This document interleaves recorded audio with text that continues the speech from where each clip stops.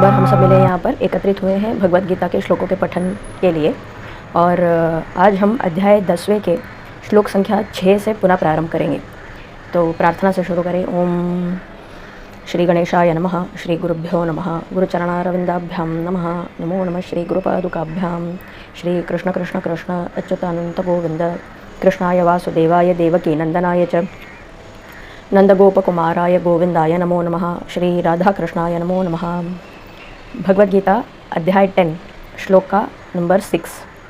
महर्षयः सप्तपूर्वे चत्वारो मनवस्तथा मद्भावा मानसा जाता येषां लोक इमाः प्रजाः। तो भगवान श्री कृष्ण अर्जुन से कह रहे हैं कि पहले पूर्वे महर्षयः सप्त, जो सप्त महर्षि है, जो सप्त ऋषि है, जो इस लोक का पालन करते हैं वो, और चत्वारो मनवस्तथा, उनके पहले 4 मनु, जो इस पूरे मानव जीवन के, मानव सृष्टि के जो सृष्टिकर्ता हैं, जिनसे ये मानव सृष्टि हुई है, वो मनु। तो ऐसे 4 मनु और सप्तऋषि, ये भी मद्भावा मानसा जाता, और मेरे भाव से मानसा जाता, मन से प्रकट हुए हैं, मेरे मन से इनकी उत्पत्ति हुई है। ये मानसिक सृष्टि है, भगवान की मानसिक सृष्टि है। और येषां लोक इमाः प्रजाः, इनसे इस लोक में जितनी भी प्रजा आपको दिखाई देती है वो सब इमाः प्रजाः येषां, तो इनसे ही ये सारी लोक और ये सारी प्रजा जो दिखाई दे रही है ये इनसे ही आई है। तो इनडायरेक्टली ये सारी सृष्टि भगवान से आई है। पहले ये सारी सृष्टि मनु से आई, सप्तऋषि मनु से आए हैं, मनु भगवान से आए हैं। तो ये भगवान की जो पहली सृष्टि है वो मानसिक सृष्टि है। जैसे ब्रह्मा, हम जानते हैं चतुर्मुखी ब्रह्मा जो है, उनके मन से सनत कुमार सनातन, ये 4 जो सनत कुमार हैं, इनकी उत्पत्ति हुई। नारद मुनि की उत्पत्ति हुई, सप्त ऋषियों की उत्पत्ति हुई, वशिष्ठ और बाकी ऋषियों की उत्पत्ति हुई। ये सब इनकी मानसिक सृष्टि है। तो वही भगवान कह रहे हैं कि सबसे पहले जो ये इस लोक में जितनी भी प्रजा है, इस प्रजा के जो उत्पत्ति कारक है, उनकी उत्पत्ति भी मुझसे ही हुई है। महर्षयः सप्तपूर्वे चत्वारो मनवस्तथा मद्भावा मानसा जाता, मन से हुए हैं, जाता यानी जन्मे, मानसा मन से, मद्भावा और मेरे भाव में, मेरे चिंतन में रहते हुए ऐसी सृष्टि हुई है। ये शाम, जिन लोगों से लोक इमाः प्रजाः, इस लोक में जितने भी प्रजा है इनकी सृष्टि हुई है, जिनसे यानी इन ऋषियों से और मनुओं से। तो इनका कारण भी, इनके उत्पत्ति का कारण भी मैं ही हूँ, मतलब मैं वो परम स्रोत हूँ जिससे सभी कुछ व्यक्त हुआ है, ऐसा भगवान कह रहे हैं। आगे देखते हैं श्लोक संख्या 7। एतां विभूतिं योगं च मम यो वेत्ति तत्त्वतः सो अविकल्पेन योगेन युज्यते नात्र संशयः।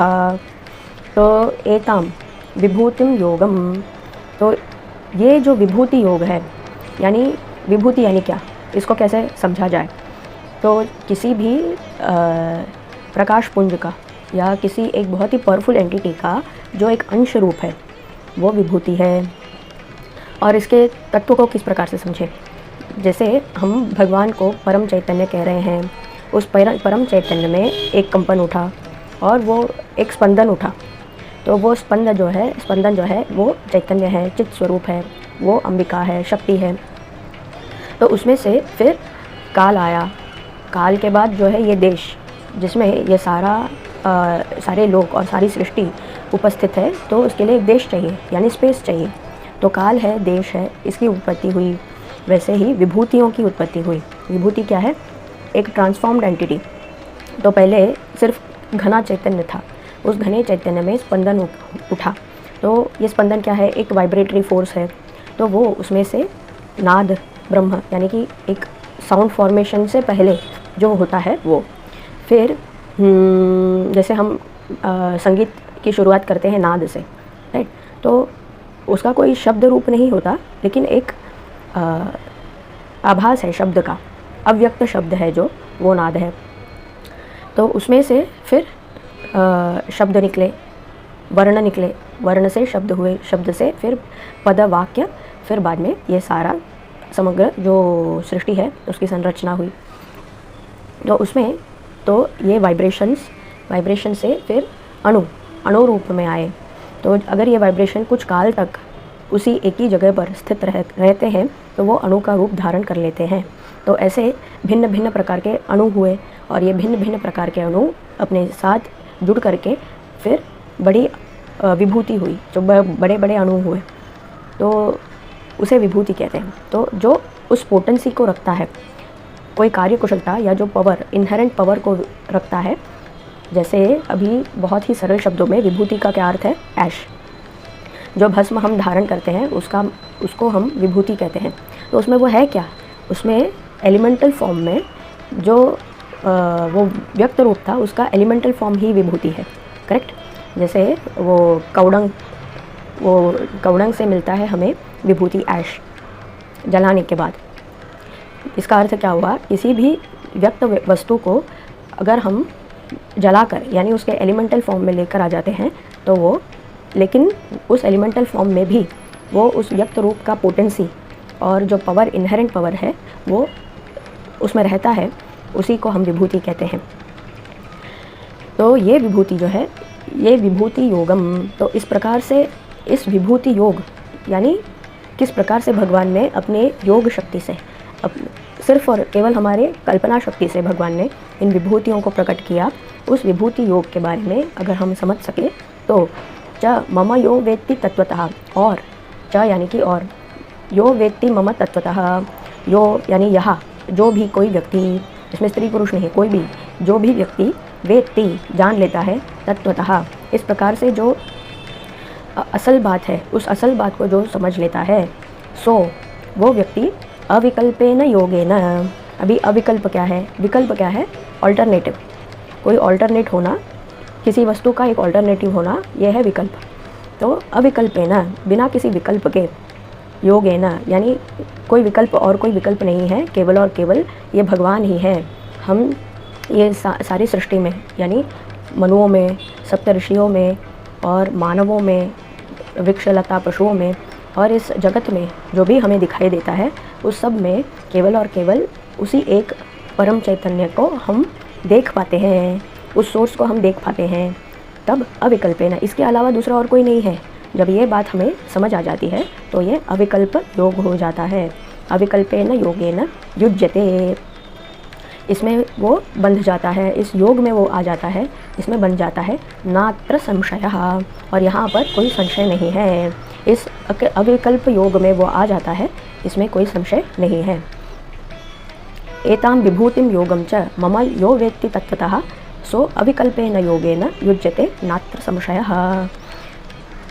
तो ये एक बहुत ही महत्वपूर्ण श्लोक है और भगवान ने पूरा संपूर्ण ज्ञान हम सभी को दे दिया है कि हमारा परसेप्शन कैसा होना चाहिए इस जीवन में, इस व्यक्त संसार को हमें किस प्रकार से देखना चाहिए ताकि हम सत्य को देख सकें। तो होता क्या है कि हम यथावत देखते हैं, जो हमें दिखाई देता है उसी को हम सत्य मान लेते हैं, लेकिन असल बात क्या है? क्या हमने कभी इसके और चिंतन किया है? अगर हम चिंतन कर लेते हैं तो हमें कुछ और ही पहलू दिखाई देने लग जाता है। फॉर एग्ज़ाम्पल, हम एक परिवार में रहते हैं तो उस परिवार में हम उलझे हुए रहते हैं संबंधों में। तो एक है ये, और उसी को हम सत्य मान करके चलते हैं कि एक पिता है, माता है, पुत्र है, पुत्री है, फिर बंधु है, बांधव है, मित्र है, शत्रु है, और जो हमसे द्वेष रखता है वैसे लोग हैं। और हमें काम करना है, कुछ ना कुछ कर्म करना है, या कर्म से छूटना है, या मुक्ति की ओर कुछ करना है। ऐसे नाना प्रकार के इस क्रियाकलापों में हम उलझे हुए रहते हैं और इसी में हम कुछ कुछ करते हैं और कुछ कुछ हम हमारे मन में इम्प्रिंट्स क्रिएट कर लेते हैं, यानी वो संस्कार हम जो है हमारे मन में, हमारी स्मृति में हम और आचरण में हम बिठा लेते हैं। तो ये सब इसलिए होता है क्योंकि हम जो देखते हैं उसे हम सत्य मान करके चलते हैं। लेकिन भगवान ये कह रहे हैं कि इसके पीछे भी एक बहुत बड़ा गूढ़ सत्य है। क्या उस सत्य को आपने जाना? क्या उसे पहचानने की कोशिश की, प्रयास किया? अगर आपने ऐसा कर लिया तो आप अविकल्प ये भी देख सकेंगे कि हर जगह में, हर रूप में एक ही वस्तु है और वो मैं ही हूँ। तो ये बात जो है, अगर हमने ये देख लिया तो हम आनंद ही आनंद है, हमें कोई दुख स्पर्श नहीं कर सकता और कोई दुख हो नहीं सकता। क्यों? क्योंकि हम अगर भेद देख रहे हैं, एक को मित्र देख रहे हैं और दूसरे को शत्रु देख रहे हैं, तब एक जगह पे हमें प्रीति है और दूसरी जगह में हमें द्वेष है, और उस द्वेष के कारण हमें कुछ ना कुछ दुख होता है। लेकिन अगर हमने मित्र की जगह पर भी भगवान को देखा और शत्रु के जगह पर भी हमने भगवान को देखा, तो हमारे मन की जो भाव है वो एक समान हो जाते हैं। दोनों ही जगह में, दोनों ही स्थितियों में हमारे मन का भाव जो है वो विचलित नहीं होता, वो चेंज नहीं होता। तो ऐसा करने से हम स्थिर हो जाते हैं, हम बाद में इन्फ्लुएंस नहीं होते। माया तो रहती है और सब कुछ ऐसे ही चलता रहता है, पर उस माया की वजह से हमारे मनोभाव में कोई अंतर नहीं होता, वो एक समान हो जाता है। तो बात यही है, समझने वाली बात यही है। एतां विभूतिं योगं च मम यो वेत्ति तत्वतः सो अविकल्पेन योगेन युज्यते नात्र संशयः। अगला श्लोक नंबर 8। अहं सर्वस्य प्रभवो मत्तः सर्वं प्रवर्तते इति मत्वा भजन्ते मां बुधा भावसमन्विताः। तो अहम सर्वस्य प्रभवो, मैं ही सबका उत्पत्ति कारक हूँ, प्रभवो, सबको जन्म देने वाला मैं ही हूँ। अहम सर्वस्य प्रभवो मत्तः सर्वं प्रवर्तते, और मुझसे ही सब कुछ आता है, व्यक्त होता है। इति मत्वा, ऐसे जान करके, ऐसे समझकर, भजन्ते माम, जो भी मुझे स्मरण करता है, जो मेरा ध्यान कर लेता है, बुधा भाव समन्विताः, और ऐसा ही व्यक्ति बुद्धिमान व्यक्ति है और वो ही भावपूर्ण ऐसा कर लेता है, भाव समन्विताः। तो उसमें भावना जाग जाती है, और क्योंकि सभी भगवान हैं तो ऑटोमेटिकली वो भावना आ जाती है कि हर जगह में, हर रूप में, मुझ में और मुझसे बाहर भी, मेरे भीतर भी, हर जगह में व्याप्त केवल और केवल एकमात्र वो भगवान ही हैं। तो ऐसे करने से वो भावना जाग जाती है और वो भावपूर्ण हो जाता है। अहम सर्वस्य प्रभवो मत्तः सर्वं प्रवर्तते इति मत्वा भजन्ते माम बुधा भाव समन्विताः। ऐसा जान करके बुद्धिमान व्यक्ति मेरा ध्यान करते हैं, मेरा स्मरण करते हैं, मेरा भजन करते हैं। कैसे करते हैं? भावपूर्ण होकर के करते हैं, भाव समन्विताः। अगला श्लोक नंबर 9। मच्चित्ता मद्गतप्राणा बोधयन्ताः परस्परं कथयन्तश्च मां नित्यं तुष्यन्ति च रमन्ति च। मच्चित्ता, उनका चित्त हमेशा मुझी में लगा रहता है, यानी उनका ध्यान, उनका मन कहीं और डगमगाता नहीं, किसी और के विचार में नहीं जाता। मच्चित्ता, सिर्फ केवल और केवल मेरे ही चिंतन में रहता है। मद्गत प्राणा, उनके प्राण जो है वो मुझसे ही चलते हैं। हर प्राण में, हर श्वास में केवल और केवल भगवान ही हैं, भगवान ही हैं, केवल यही चलता रहता है। बोधयन्तः परस्परम, और अपने आप में परस्पर, ऐसे लोग क्या करते हैं, उनके आपस में परस्परम, उनके आपस में बोधयन्तः, ऐसे मेरे ही बारे में एक दूसरे को बताते रहते हैं। कथयन्तश्च माम नित्यम, कथयन्तश्च, कथयामि यानी मेरे बारे में बताना, मेरे ही कथाओं का गुणगान करना। माम नित्यम, और नित्य ही, हर समय ही, हर वक्त ही मेरे बारे में मेरा ही कथन करते रहते हैं। तुष्यन्ति च रमन्ति च, और उसी में वो संतुष्ट भी रहते हैं और उसी में वो रमन्ति यानी उसी में वो एंटरटेन भी होते हैं। अपना और कोई अलग एंटरटेनमेंट चैनल नहीं होता, उसी में, भगवान में ही अपने आप को एंटरटेन करके रखते हैं, उसी में रमन्ति च। मच्चित्ता मद्गत प्राणा बोधयन्तः परस्परम कथयन्तश्च माम नित्यम तुष्यन्ति च रमन्ति च। इसमें एक और स्पेशल कमेंट्री ऐसा हो सकता है कि ये जो दो शब्द हैं, मच्चित्ता मद्गत प्राणा, ये जो शब्द हैं ये शिव पुराण में भी आते हैं, और विशेष रूप से महाशिवरात्रि के व्रत के उद्यापन के समय जो श्लोक प्रार्थना स्वरूप हम भगवान को कहते हैं, उसमें यही के सेम शब्दावली का उपयोग हुआ है, मच्चित्ता मद्गत प्राणा। तो उसमें कैसा होता है, जब हम संबोधित करते हैं, हे शिव त्वच्चित्ता त्वद्गत प्राणा, ऐसे संबोधन है। तो इसमें से हम क्या जान सकते हैं कि शिव में और कृष्ण में या विष्णु में कोई अंतर नहीं है, कोई भेद नहीं है, दोनों एक ही है। हमारे मन को जो प्रभावित करता है उसके अकॉर्डिंगली हम एक नाम और रूप दे देते हैं और उसको पकड़ के चलते हैं बस, लेकिन उस तत्व में कोई अंतर नहीं है। शिव तत्व और विष्णु तत्व दोनों एक ही हैं। अगला श्लोक नंबर 10। तेषां सततयुक्तानां भजतां प्रीतिपूर्वकं ददामि बुद्धियोगं तं येन माम उपयान्ति ते। तो अभी भगवान क्या करते हैं, अगर मनुष्य ने भगवान के लिए इतना सब कुछ किया है, भगवान में ही लगे रहते हैं, तो उनको भगवान विशेष रूप से क्या रिवॉर्ड देते हैं। तेषाम, ऐसे लोगों को, सतत युक्तानाम, जो लोग सततम हर समय युक्तानाम, इस योग से युक्त रहते हैं, भगवान के स्मरण से युक्त रहते हैं, भजताम प्रीतिपूर्वकम, और ये सब प्रीतिपूर्वक करते हैं, उसमें उनकी प्रीति है। ददामी, ऐसे लोगों को मैं देता हूँ। ददामी क्या, बुद्धि योगम तम यानी ऐसे लोगों को ददामी देता हूँ, बुद्धि योगम, बुद्धि का योग मैं प्रदान करता हूँ। ये न, जिससे माम उपयांतिते, जिससे वो मुझ तक आकर पहुँच जाते हैं। ददामी बुद्धि योगम तम ये न, जिस बुद्धि योग से वो मुझ तक आकर पहुँच जाए, उस बुद्धि योग को मैं स्वयं उन्हें प्रदान कर देता हूँ। ऐसा भगवान का अनुग्रह क्या है, सबसे बड़ा अनुग्रह भगवान का यही है, श्रेष्ठ अनुग्रह अगर हम भगवान से कभी चाहें और हमें प्राप्त हो सके तो वो यही है कि हम किस प्रकार से भगवान तक पहुंच जाएं, क्योंकि वही हमारा सोर्स है और वही हमारा डेस्टिनेशन भी है। तो हम सोर्स से निकले हैं एक यात्रा में, और इस यात्रा में भ्रमण करते रह गए, तो वापस हमारे डेस्टिनेशन को जाकर पहुँचेंगे ना, तो पहुँचना आवश्यक भी है। तो किस प्रकार से पहुँचें, अगर आप आज चाहते हैं, आपकी इच्छा है कि मैं भगवान के पास जाकर पहुंच जाऊं, तो कैसे पहुंचेंगे? उसके लिए फिर से भगवान ही हमारी सहायता करते हैं। उसके लिए भगवान ही ये बुद्धि योग देते हैं, जिसके बल पर हम भगवान को जाकर पहुंच सकते हैं।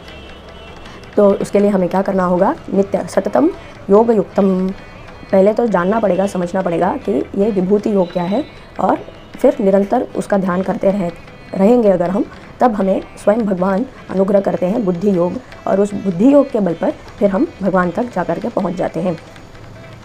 तेषाम सतत युक्तानाम भजताम प्रीतिपूर्वकम ददामी बुद्धि योगम तम ये न माम उपयांति ते। प्रीतिपूर्वकम, तो ये इसमें हमें अच्छा लगना चाहिए, ऐसा नहीं कि अरे क्या ये ध्यान करना, क्या भगवान के बारे में चिंतन करना, अगर ऐसा भाव होगा तो ये सब फ्रूटलेस है, ये कुछ वर्क नहीं करेगा। तो प्रीतिपूर्वक अगर हम ये सब करते हैं तो बहुत ही शीघ्र हम भगवत प्राप्ति हमें मिल सकती है, उसके लिए हमें पात्रता मिल जाती है। तो आज श्लोक नंबर 10 तक हम पूर्ति करते हैं, और इसके आगे हम अगले वीडियो में पुनः मिलेंगे। ओम तत्सर्वम श्री कृष्णार्पणमस्तु। कृष्ण कृष्ण कृष्ण।